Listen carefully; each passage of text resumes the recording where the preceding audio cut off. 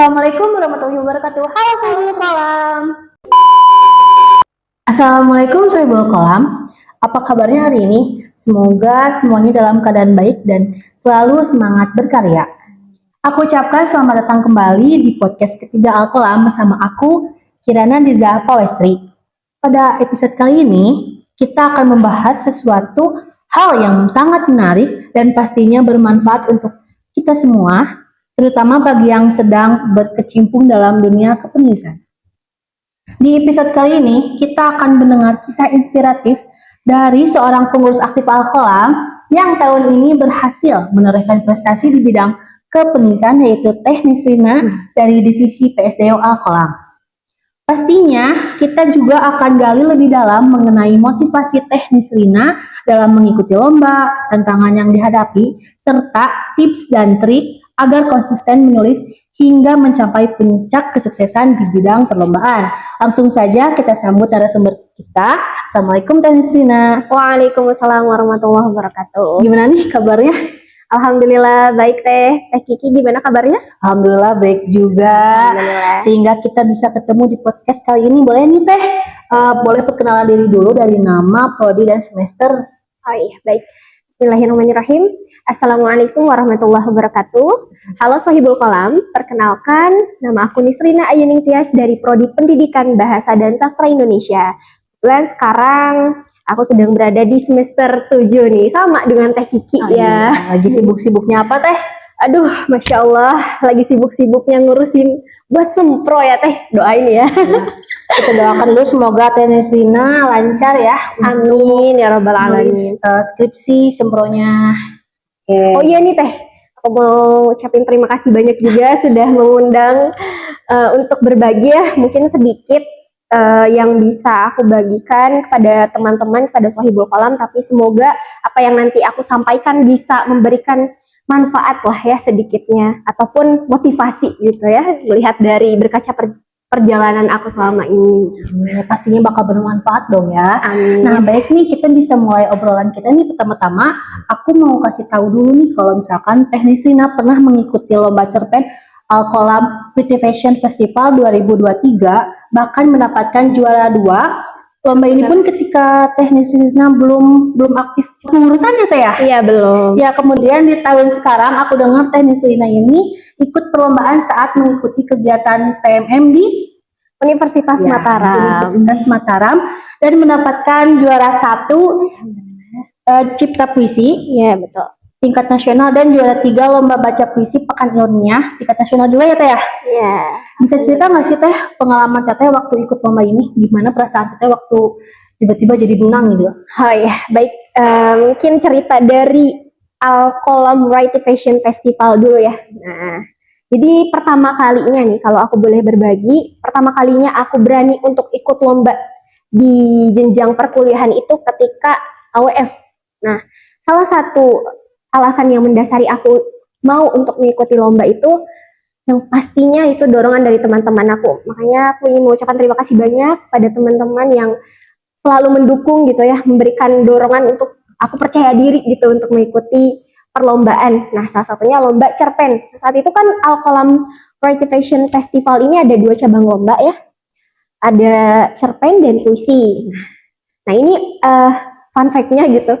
Aku itu sebetulnya tidak menyukai cerpen sebetulnya ya. Bukan tidak menyukai dalam artian karya sastra cerpennya, tapi lebih kepada tidak menyukai proses menulis cerpennya. Yang saya justru sukai itu adalah puisi. Tapi kenapa saat itu memilih cerpen? Jadi ketika aku mendaftar Al-Kolam, itu kan ada beberapa proses pendaftaran, alur pendaftaran dari open house, SKI PPA. Nah, ketika SKI PPA, itu kan ada pematerian tentang cerpen ya. Nah, ada juga puisi juga. Tapi ada sudut pandang yang menarik gitu. Dari pemateri gitu ya, beberapa ilmu yang dibagikan oleh pemateri yang buat aku, wah menarik nih untuk dicoba gitu ya. Jadi itu jadi salah satu hal yang membuat aku semangat untuk menulis cerpen gitu ya. Padahal kondisinya saat itu aku tidak suka gitu ketika proses menulis cerpen karena terasa cukup lama, mulai dari riset dan sebagainya gitu.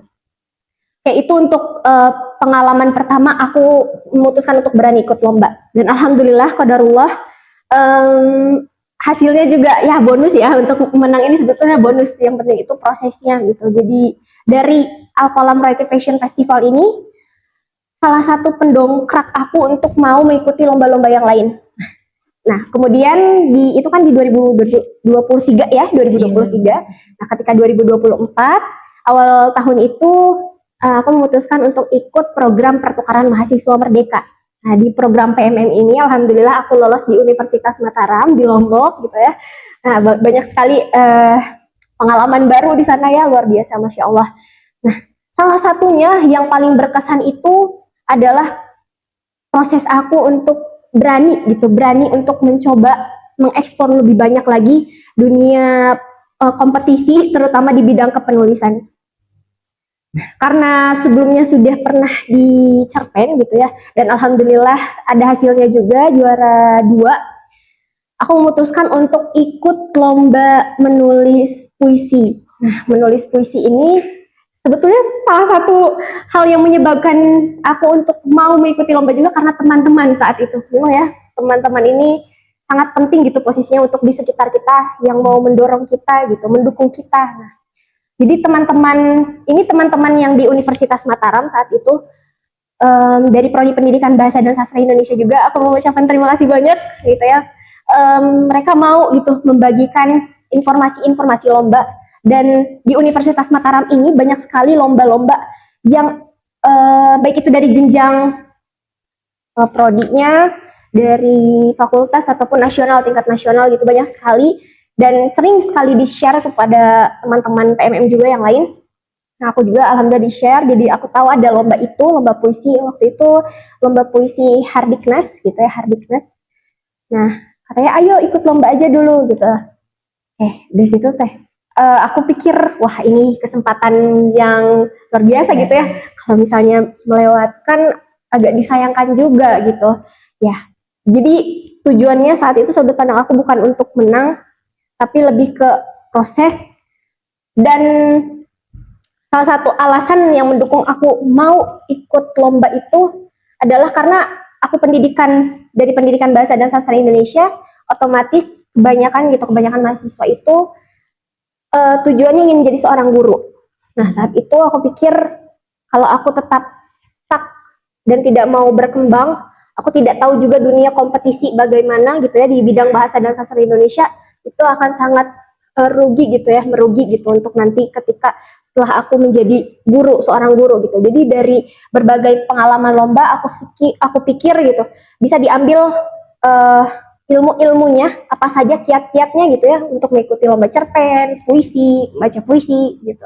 Nah, itu salah satu alasannya juga sih yang mendasari aku untuk mau coba. Dan alhamdulillah ya itu menang juga, sekali lagi bonusnya menang juara 1 dan itu tingkat nasional, alhamdulillah. Jadi semakin semangat gitu ya setelah mendapatkan peringkat, apalagi juara 1 tingkat nasional. Itu pertama tidak menyangka juga karena merasa saat itu aku sedang sibuk-sibuknya dengan kegiatan PMM yang padat dari Senin sampai Minggu, itu padat sekali, tapi aku coba untuk menyempatkan menulis di puisi ini gitu. Dan alhamdulillah hasilnya memberikan semangat baru gitu untuk mengikuti lomba.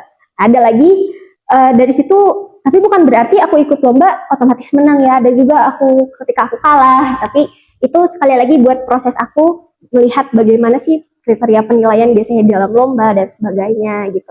Satu lagi untuk lomba membaca puisi yang sama ketika di Universitas Mataram, ini juga tingkat nasional, tapi untuk program MBKM gitu ya, dari diselenggarakannya itu kompetisi nasionalnya. Nah, membaca puisi, alhamdulillah aku juara 3 gitu ya, bersaing juga dari teman-teman PMM yang dari seluruh Indonesia, juga dari mahasiswa Unramnya juga, dari universitas di Lombok juga saat itu. Dan alhamdulillah banyak sekali ya teman-teman juga. Nah, itu yang patut disyukuri, itu salah satunya adalah relasi. Kita bisa bertemu dengan orang-orang hebat gitu ya di lingkup kompetisi.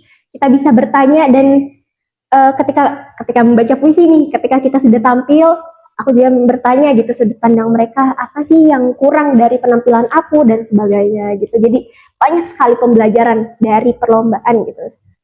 Intinya jangan melihat fokusnya kepada hasil, tapi kepada proses dan hikmah yang bisa kita peroleh dari perlombaan itu. Masya Allah sekali. Belum, aku udah merasa termotivasi nih ya.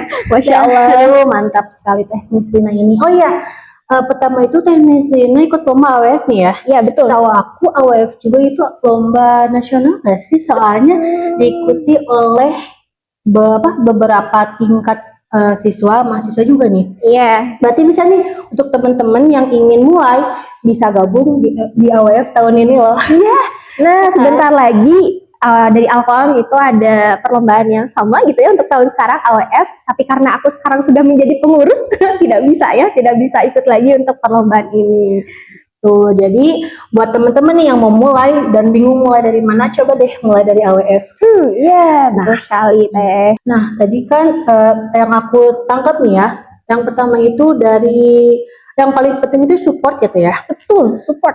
Nah, dari support itu muncullah semangat Teknis Rina untuk mengembangkan apa yang Teknis Rina miliki. Nah, kira-kira selain itu ada nggak sih Teh tantangan yang tersulit Teh hadapi dalam menekuni kepengurusan ini? Nah, tantangan tentu ada ya, setiap orang aku yakin pasti akan ada tantangan gitu. Salah satu tantangan terbesar dari proses aku selama ini atau ketika aku mengikuti kompetisi sebetulnya dari diri aku sendiri. Aku itu orang yang sebetulnya tidak percaya diri, sangat tidak percaya diri. Nah, tapi karena ada dukungan dari teman dan meyakinkan aku untuk jangan lihat hasil, menang itu bonus gitu. Coba kalau pelajari dulu ketentuan kriteria lomba itu seperti apa. Nah, dari situ ya baiklah, aku coba untuk pelajari terutama, dan aku juga terima kasih banyak pada teman-teman yang mau aku libatkan untuk diskusi gitu ya, bertanya ini baiknya bagaimana, terutama ketika lomba cerpen itu kan ada proses risetnya juga ya. Nah, ketika proses riset ini aku bertanya pada teman-teman yang expert lah di bidang cerpen juga, salah satunya Nikmah. Terima kasih Nikmah. Nah, saat itu aku bertanya kiat-kiatnya gimana sih kalau menulis cerpen, apa sih yang harus diadakan gitu, yang dimunculkan dalam cerpen itu agar menarik membaca gitu, dan Nikmah juga membagikan buku gitu. Masya Allah, Alhamdulillah, itu sih salah satunya support dari teman. Nah, itu tantangannya dari kepercayaan diri aku sendiri. Nah, gimana untuk mengatasi kepercayaan diri kita yang menurun itu? Bisa melihat dari beberapa motivasi baik internal maupun eksternal. Internal aku ataupun eksternal aku. Nah, misalnya dari tadi support teman, terus kita juga biar percaya diri, itu otomatis kita harus mempersiapkan ya. Kalau kita sudah siap menguasai ilmu-ilmunya, adalah pasti kepercayaan diri kita lebih muncul karena kita sudah tahu gitu ya ilmu-ilmunya. Itu sih tantangan aku dari kepercayaan diri. Terus dari waktu juga ya, karena mahasiswa otomatis banyak sekali kegiatan lain gitu di luar kuliah dan sebagainya. Bagaimana kita untuk bisa manajemen waktu gitu agar kita tidak hanya terfokus pada akademik di perkuliahan, tapi juga kita untuk mencoba mengeksplor, karena ini sangat amat disayangkan. Oke, tidak efektif, tapi sangat disayangkan apabila kita melewati kesempatan itu gitu. Bisa bertemu banyak hal, relasi dan sebagainya. Itu sih. Mantap sekali. Oh ya, kita tahu bahwa menulis secara konsisten itu bukan hal yang mudah ya. Nah, gimana sih Teh cara Teteh sendiri untuk mencari ide untuk menulis, kemudian cara agar konsisten dalam penulisan, dan cara Teteh agar menjaga semangat dan kualitas tulisan Teteh bisa sampai ke ikut perlombaan gitu? Oke, gini ya. Untuk kiat-kiat menulis sebetulnya yang tadi kita persiapkan dulu diri kita harus ada niat untuk mau menulis gitu. Yang pertama niat untuk mau menulis, dan kita bekali dulu diri kita dengan ilmu-ilmu tentang kepenulisan, karena kalau kita tidak mengetahui sama sekali itu akan menimbulkan apa ya, jadi diri kita tidak percaya diri intinya gitu. Kita tidak menguasai ilmu-ilmunya, kita juga tidak akan bisa menulis gitu. Nah, salah satu alasan ketika saya mengikuti lomba dan percaya diri itu, saya juga sudah mendapatkan ilmu-ilmunya dari yang AWF itu, dari SKI PPA, pematerian SKI PPA tentang kepenulisan cerpen. Nah, Jadi aku percaya diri nih karena sudah tahu lah bekal sedikitnya tentang menulis cerpen gitu. Padahal itu tadinya tidak suka sama sekali gitu ya.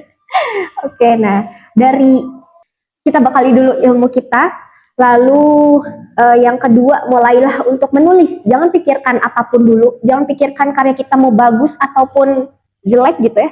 Kita buat dulu, oh maaf, sebelum menulis tentunya kita riset. Selain dari ilmu-ilmunya, kita riset dulu apa yang mau kita tulis. Misalnya saat itu aku menulis cerpen tentang disabilitas, tentang disabilitas. Nah, karena waktu itu aku juga mengontrak mata kuliah di pendidikan khusus, salah satu mata kuliah di pendidikan khusus, pengantar orientasi mobilitas dan sosial dan komunikasi. Nah, tentang disabilitas dan juga aku banyak hal yang aku kira ini menarik lah untuk kita tulis karena aku pun ketika mengetahui ilmu itu merasa wah aku tidak tahu gitu dan rasanya kalau saya tulis dalam sebuah karya itu akan jauh lebih bermanfaat dan banyak orang yang bisa membacanya gitu minimal dari bisa diketahui dari karya kita gitu. Nah itu salah satu motivasi dan risetnya tentang ya dari situ aku baca-baca tentang disabilitas kemudian di video-video tentang pendapat-pendapat mereka gitu. Jadi aku ambil sudut pandang dari tokohnya dan sebagainya gitu sih dari riset dulu. Kedua, lalu yang ketiga, tulislah apapun itu, jangan menghiraukan segalanya aja gitu, jangan terlalu dipikirkan mau bagus atau tidak gitu. Nah, setelah kita tulis apapun, kita buatlah oh sebelum tulis itu outline. Maaf, kita buat outline-nya dulu. Kita buat outline-nya dulu setelah riset kita buat outline-nya dulu, lalu kita tulis apapun. Nah, setelah tulis apapun itu bebas. Nah, barulah kita tanya kepada teman. Nah, ini fungsinya juga kita harus melihat sudut pandang pembaca gitu ya, melihat sudut pandang pembaca gimana sih mereka melihat karya kita itu. Nah, ketika kita sudah tahu sudut pandang membaca, banyak juga yang harus direvisi, terutama kalau kalau teman-teman ada teman-teman yang expert di kepenulisan itu sangat bagus ya untuk diminta pendapatnya gitu. Nah, jadi belajar juga dari situ. Lalu setelah didiskusikan, kita edit juga otomatis. Nah, itu sih intinya harus percaya diri untuk hasil itu nanti mengikuti sesuai dengan usaha kita gitu ya. Intinya usahakan yang terbaik dulu dari situ, nggak usah mikirin hasilnya. Mantap, mantap, mantap. Ya Allah. Oh ya, tadi Teteh paling sering menyebutkan teman ya? Betul. Itu kan selain support system nih, kita pernah nggak sih mendapat komentar jelek dari teman-teman? Kira-kira down nggak sih kalau misalkan dengar kalimat kayak gitu? Kalau komentar jelek ya, kalau yang aku terima sih bukan komentar jelek sih, sebetulnya aku menanggapinya itu seperti apa ya, hal yang bisa kita ambil untuk kita perbaiki gitu. Jadi anggaplah komentar itu tuh sebagai jalan kita untuk bisa lebih baik lagi gitu. Dan namanya juga justru kalau misalnya teman kita hanya memuji-memuji saja, agak gimana ya, bukan patut dicurigai. Kita kan jadi semakin apa betul gitu ya. Jadi justru mungkin awal-awal ya bisa dianggap bolehlah kita merasa sedih ya gitu ya, wajar lah, wajar, tapi jangan sampai terlalu berlarut-larut dalam kesedihan itu dan intinya itu sebagai salah satu motivasi kita gitu untuk membuktikan kita itu bisa. Nah, gitu jangan diambil pikir bahwa itu tuh hal yang menjatuhkan kita, menjatuhkan semangat kita, jangan sampai. Jadi nggak semua komentar buruk dari teman-teman itu menjatuhkan ya. Secara nggak langsung tuh mereka juga ngasih semangat ke kita supaya kita tuh bisa mengembangkan tulisan kita seperti itu. Wah, luar biasa sekali. Minta saran yang konstruktif gitu ya, membangun, saran yang membangun, jangan hanya boleh mungkin sangat boleh gitu ya mengapresiasi, tapi kalau bisa juga disertakan dengan saran yang konstruktif. Masya Allah, luar Masya biasa Allah. sekali, banyak sekali pelajaran yang bisa kita ambil dari pengalaman teknis ini. Aku harap setelah mendengar podcast ini, kita bisa dong bikin karya yang banyak-banyak, lebih semangat berkarya lagi. Betul. Terus siap Sohibul Kolam? Siap dong. Siap nih. Akhir nih, untuk teman-teman pendengar yang mungkin baru memulai di dunia kepenulisan, atau yang sedang bingung bagaimana cara memulai, ada nggak sih Teh pesan motivasi yang ingin Teh Nini sampaikan sekaligus menjadi closing statement di podcast hari ini? Oke, baik. Pesan motivasi ya. Dari apa yang aku sampaikan, intinya itu kita jangan pernah merasa takut untuk hal yang baik. Kita jangan pernah merasa takut gagal, apalagi itu hal yang bisa memberikan peluang yang sangat besar gitu. Jadi intinya kita coba saja dulu, jangan takut tentang hasil, kita juga jangan terlalu berpikir harus ideal karena itu bisa menjadi penghambat untuk kita gitu ya. Itu yang menjadi salah satu penghambat itu karena kita yang harus merasa wah ini kita harus bagus, justru takut kalau misalkan diupload ataupun dikirimkan ke lomba itu hasilnya akan gagal. Justru itu jangan takut seperti itu ya. Kita nikmati prosesnya karena aku yakin setiap orang yang sudah sukses ataupun banyak kompetisi, banyak mengikuti kompetisi, kemudian memenangkan beberapa perlombaan, itu juga pasti ada kalanya berada di fase yang gagal dan itu mungkin mereka juga akan terus-menerus merasakan itu. Hanya saja tergantung dari bagaimana kita bisa bangkit kembali gitu ya. Lalu untuk closing statement nih, aku sebelumnya mau minta maaf terlebih dahulu apabila ada perkataan yang kurang baik gitu ya. Semoga apa yang aku sampaikan bisa memberikan sedikitnya manfaat ataupun motivasi pada teman-teman, pada Sohibul Kolam. Itu intinya semangat selalu, kita pasti bisa untuk berproses. Nanti hasil akan mengikuti. Nah, ada salah satu ungkapan dari teman dekatku gitu ya, tentang kepenulisan bahwa tulislah apa yang paling dekat darimu. Itu yang akan membawamu lebih jauh lagi. Itu saja mungkin dari aku Teh. Baik, Alhamdulillah dan terima kasih banyak untuk Teh Nisrina yang sudah berbagi banyak hal berharga hari ini. Semoga apa yang disampaikan bisa menjadi inspirasi bagi kita semua untuk terus semangat berkarya, menulis dan berprestasi. Sohibul Kolam, terus ikuti podcast Al-Kolam selanjutnya. Jangan lupa subscribe, like, follow akun sosial media Al-Kolam untuk melihat konten-konten menarik selanjutnya. Aku tutup dengan quotes dari seorang penulis dan profesor Amerika Serikat yang bernama Toni Morrison.